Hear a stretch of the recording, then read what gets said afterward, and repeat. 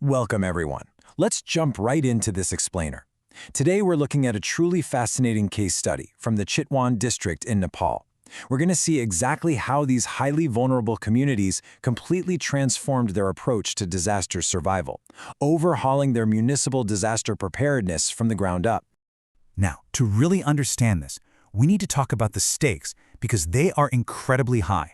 Picture communities situated right near the Rapti, Budi Rapti, and Kageri rivers.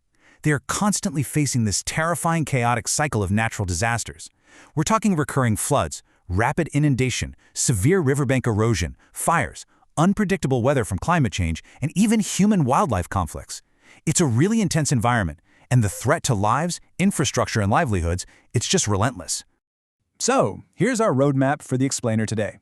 We'll start with the threat in Chitwan, move on to the preparedness intervention, then institutionalizing disaster systems. After that, we'll cover community coordination and response, inclusive governance and action, and finally, wrap up with a scalable, resilient future. Okay, let's get into Section 1, the threat in Chitwan and its history of vulnerability.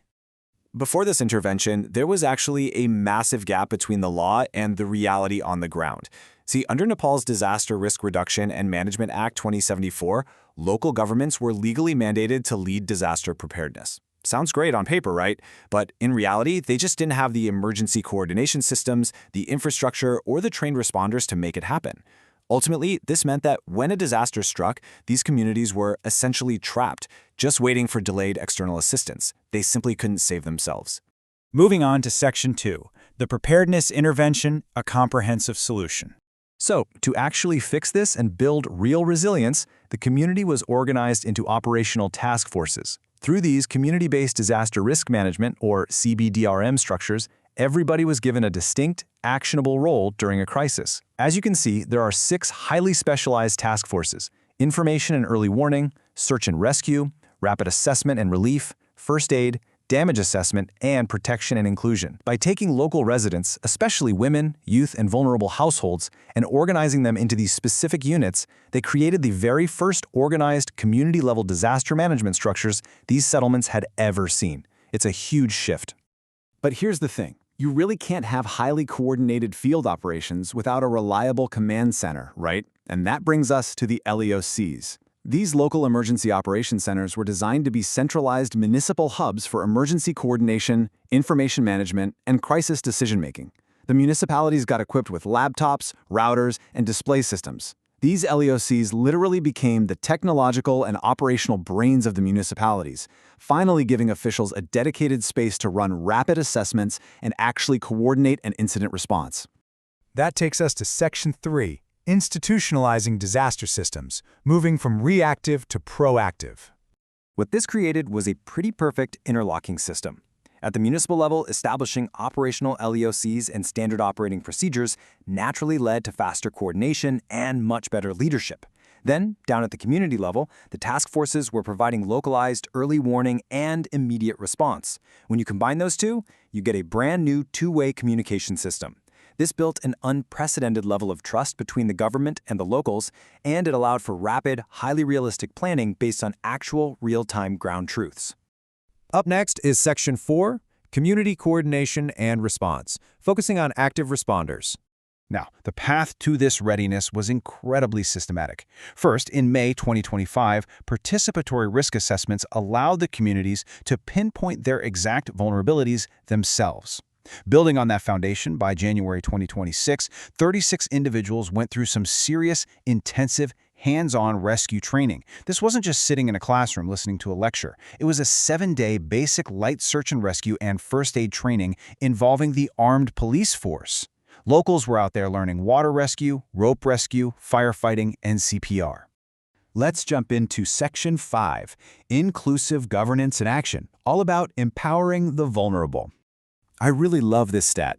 Out of 169 total participants in the initial risk assessments, 94 of them were women. Think about what a massive shift that is. The majority of participants shaping these critical local policies were women. This ensured that the voices of the most vulnerable, alongside elderly persons and persons with disabilities, were the ones actually directing the disaster plans. It directly led to stronger social cohesion and vastly improved protection planning across the board. And this participation wasn't just, theoretical. It involved some highly practical tools. They were mapping social and disaster risks, creating hazard and seasonal calendars, and conducting emergency resource inventories. So instead of distant bureaucrats just guessing what the local risks might be, the locals themselves used these exact steps. They paired them with transect walks and semi-structured interviews to physically map out hazard zones and inventory their own emergency resources. They completely owned the data. To truly understand the impact of all this on a human level, just listen to Ramshan Adhikari from the Ratnagar municipality. He says very simply, "We feel safe now." In the past, he and his community had to just stand by and watch as annual floods completely devastated their homes. But through this initiative, he now possesses the practical rescue skills and the knowledge to physically protect his own family. That is an unbelievable transformation in local confidence. Wouldn't you agree? And coming from the government side, Deputy Mayor Bamala Tamang confirms this massive institutional shift. She notes, "We are better positioned to act swiftly. The new LEOCs and these fresh communication networks have finally broken that dangerous dependency on delayed external aid. For the first time, the municipality is fully equipped to take the lead when a crisis hits." Bashanti Nyupane from the Mahdi municipality shares a thought here that perfectly captures the ultimate goal of this entire effort. She says, "I now feel better equipped to support my community." Thanks to that practical rescue and first aid training, her entire mindset transformed. She went from being a passive disaster victim to an empowered, active first responder, ready to step in and save her neighbors. Finally, we arrive at Section 6, a scalable, resilient future, and the lessons learned. Crucially, the municipalities aren't treating this as just some one-off project that'll be forgotten next year. To guarantee long-term survival, they're actually financially integrating these community disaster plans right into their municipal annual budgets. Plus, they're locking in periodic risk assessments, ongoing simulation exercises, and continuous municipal investments in staffing and tech upgrades for the LEOCs. They aren't just checking boxes, they are building a permanent, institutionalized culture of preparedness. So, I'm going to leave you with this crucial question to ponder as we wrap up this explainer.